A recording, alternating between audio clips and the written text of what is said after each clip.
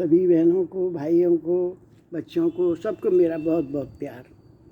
और बहुत पिछले दिन हमारे बहुत ही सुंदर से नवदुर्गा का पूरा आनंद लिया हमने और विभिन्न विभिन्न प्रतियोगिताओं में भाग लिया। बहुत आनंद आया सभी को, करने वालों को भी, देखने वालों को भी।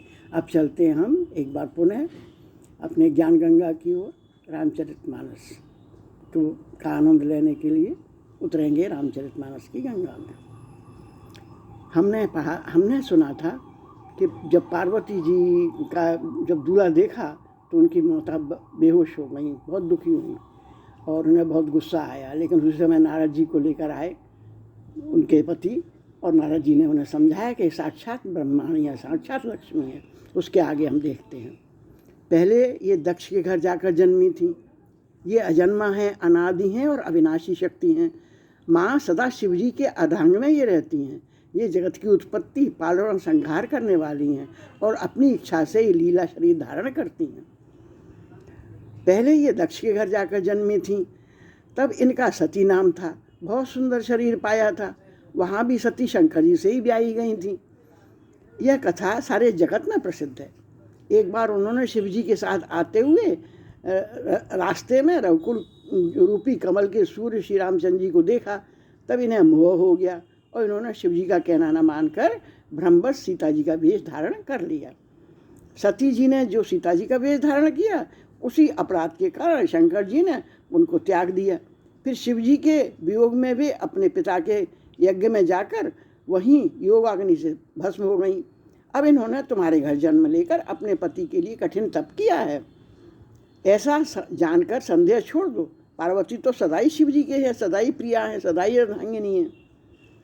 सुने नारद के बचन तब सब कर मिटा विषाद, क्षण महु व्यापु सकलपुर घर घर यह संवाद। तब नारद के वचन सुनकर सबका विषाद मिट गया और क्षण भर में यह समाचार सारे नगर में घर घर फैल गया। तब मैना और हिमवान ने आनंद में मग्न हो गए और उन्होंने बार बार पार्वती जी के चरणों की वंदना की। स्त्री, पुरुष, बालक, युवा, वृद्ध, नगर के सभी लोग बहुत ही प्रसन्न हुए। नगर में मंगल गीत गाए जाने लगे। सबने भांति भांति के सुवर्ण के कलश सजाए। पाक शास्त्र जैसी रीति है उसके अनुसार अनेक भांति की जौनहार बनी, रसोई बनी। जिस घर में स्वयं माता भवानी रहती हों, वहाँ की जौनहार भोजन सामग्री का तो कहना ही क्या ही वर्णन किया जा सकता है। हिमाचल ने आदरपूर्वक सब बरातियों को विष्णु, ब्रह्मा और सब जाति के देवताओं को बुलवाया। भोजन करने वालों की बहुत सी पंक्तियाँ बैठीं। चतुर रसोइये परोसने लगे। स्त्रियों की मंडलियाँ देवताओं का भोजन करते जानकर कोमल बाणी में गालियाँ देने लगीं। सब सुंदरी स्त्रियाँ मीठे स्वर में गालियाँ देने लगीं और व्यंग से भरे वचन सुनाने लगी। देवगण विनोद सुनकर बहुत सुख अनुभव करते हैं, इसीलिए भोजन करने में बड़ी देर लगा रहे हैं।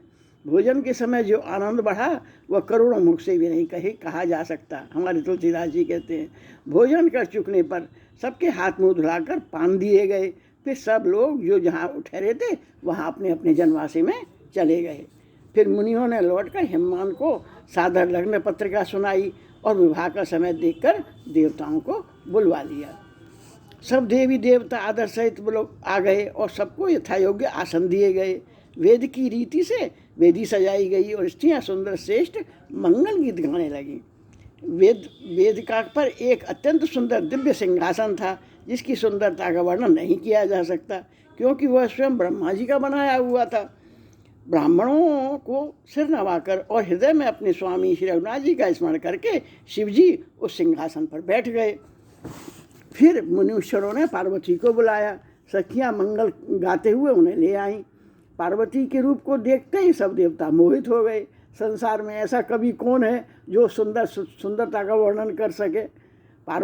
तुलसीदास जी कहते हैं, पार्वती जी को जगदम्बा और शिव जी की पत्नी समझकर देवताओं ने मनी मन प्रणाम किया। भवानी जी सुंदरता की सीमा है, करोड़ों मुखों से भी उनकी शोभा नहीं कही जा सकती। जगजननी पार्वती की महान शोभा का वर्णन करोड़ों मुखों से भी करते नहीं बनता। वेद, शेष जी और सरस्वती तक उसे कहते हुए कुछ सकुचा जाते हैं, तब मंदबुद्धि तुलसी किस गिनती में है। सुंदरता और शोभा की खान माता भवानी मंडप के बीच में जहाँ शिवजी थे वहाँ गईं। वे संकोच के मारे पति शिवजी के चरण कमलों को देख नहीं सकती थी। परंतु उनका मन रूपी भौरा तो वहीं रसपान कर रहा था। मुनियों की आज्ञा से शिवजी और पार्वती जी ने गणेश जी का पूजन किया। मन में देवताओं को अनादि समझकर कोई इस बात को सुनकर शंका न करे कि गणेश जी तो शिव पार्वती की संतान है, अभी विवाह से पूर्व भी वे कहाँ से आ गए। वेदों में विवाह की जैसी रीत कही गई है, महामुनियों ने वह सभी रीत करवाई। पर्वतराज हिमालय ने हाथ में कुश लेकर तथा कन्या का हाथ पकड़कर उन्हें भवानी शिव पत्नी जानकर शिवजी को समर्पण किया। जब महेश्वर शिवजी ने पार्वती का पाणी ग्रहण किया तब इंद्रादि सब देवता हृदय में बड़े ही हर्षित हो गए।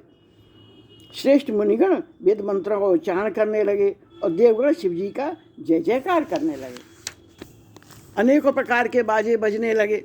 आकाश के नाना प्रकार के फूलों की वर्षा हुई। शिव पार्वती का विवाह हो गया। सारे ब्राह्मणों को आनंद से मन भर गया। दासी दास, रथ घोड़े, हाथी, गायें, वस्त्र, मणि आदि अनेक प्रकार की चीज़ें, अन्न तथा सोने के बर्तन गाड़ियों में लदवाकर दहेज में दिए गए, जिसका वर्णन नहीं हो सकता। बहुत प्रकार का दहेज देकर फिर हाथ जोड़कर हिमाचल ने कहा, हे शंकर, आप पूर्ण काम हैं, मैं आपको क्या दे सकता हूँ। इतना कहकर वे शिवजी के चरण कमल पकड़ कर रह गए। तब कृपा के सागर शिवजी ने अपने ससुर का सभी प्रकार से समाधान किया। फिर प्रेम से परिपूर्ण हृदय मैना जी ने शिवजी को के चरण कमल पकड़े और कहा, हे नाथ, यह उमा मुझे प्राणों से भी ज़्यादा प्रिय है। आप इसे अपनी घर की रानी टहलनी बना के रखिएगा। ये सब इसके सब अपराधों को क्षमा करते रहिएगा। अब प्रसन्न होकर मुझे वही वर दीजिए। शिवजी ने बहुत तरह से अपनी सास को समझाया। तब वे शिवजी के चरणों में सिर नवाकर चली गई। फिर माता ने पार्वती को बुला लिया और गोद में बैठाकर सुंदर सीख दी। हे पार्वती, तू सदा शिवजी के चरणों की पूजा करना। बेटी, नारियों का यही धर्म है। उनके लिए पति ही देवता है और कोई देवता नहीं है। इस प्रकार की बातें कहते कहते उनकी आंखों से आंसू भर आए और उन्होंने कन्या को छाती से चिपका लिया। फिर बोली कि विधाता ने जगत में स्त्री जाति को अच्छा ही बनाया है, परंतु दुख सहने का अवसर न जानकर उन्होंने फिर धीरज रख लिया। मैना बार बार मिलती हैं और पार्वती जी के चरणों को पकड़कर गिर पड़ती हैं। बड़ा ही प्रेम है, कुछ वर्णन नहीं हो सकता। भवानी सब स्त्रियों से मिल बैठकर फिर अपनी माता के हृदय से जा लिपटी। पार्वती जी की माता ने फिर मिलकर चली। पार्वती जी माता से मिलकर चली। तब किसी ने उन्हें योग्य आशीर्वाद दिए। पार्वती जी फिर कर माता की ओर देखती जाती हैं। अब सखियाँ उन्हें शिव जी के पास ले गईं। महादेव जी सब याचकों को संतुष्ट कर पार्वती के साथ कैलाश को चले। तब देवता प्रसन्न होकर फूलों की वर्षा करने लगे और आकाश में सुंदर नगाड़े बजने लगे। तब हिमवान अत्यंत प्रेम से शिवजी को पहुंचाने के लिए साथ चले। वृषकेतु तो शिवजी ने बहुत तरह से उन्हें संतोष कराकर फिर विदा किया। पर्वतराज हिमाचल तुरंत घर आए और उन्होंने सब पर्वतों और सरोवरों को बुलाया। हिमवान ने आदर, दान, विनय और बहुत सम्मानपूर्वक सबकी विदाई की। जब शिवजी कैलाश पर्वत पर पहुँचे तब सब देवता अपने अपने लोगों को चले गए। तुलसीदास जी कहते हैं कि पार्वती जी की और शिवजी के पार्वती और शिवजी जी जगत के माता पिता हैं, इसलिए मैं उनके श्रृंगार का वर्णन नहीं कर सकता। शिव पार्वती विविध प्रकार के भोग विलास करते हुए अपने गणों सहित कैलाश पर रहने लगी।